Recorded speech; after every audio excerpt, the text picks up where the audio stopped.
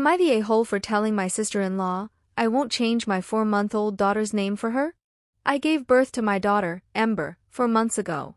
My husband and I both loved her name and that's how it was chosen.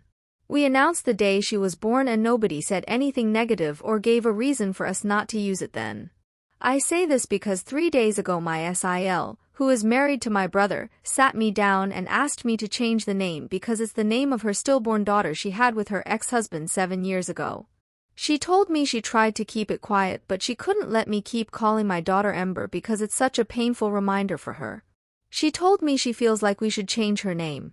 I gently told SIL that my daughter was 4 months old and her name is on the birth certificate and it would cost us to change it, so we will not. She told me she tried so hard not to say anything and the fact she did eventually break and bring this up should show how hard this is for her and make me more willing to change the name for her sake. I told my husband about it afterward and he felt the same way I did. He told me it seemed like a weak excuse to wait for, almost 5 months, to tell us, when she had the chance long before this.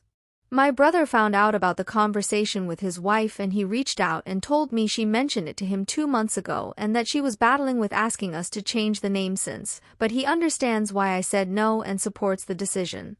Yesterday she reached out to me again and asked me if we had decided on a new name yet and I told her my answer was still no. She asked why and I told her she waited 4 months to tell us.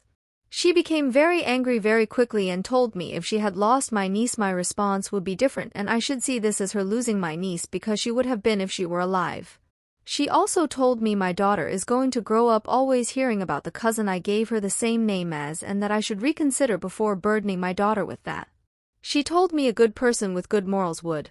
I should also mention that I knew she had suffered a pregnancy loss but it was implied she had a miscarriage far earlier and not a stillborn child. I never knew the name or sex. And I never heard her use a name for her daughter. So, am I the a-hole?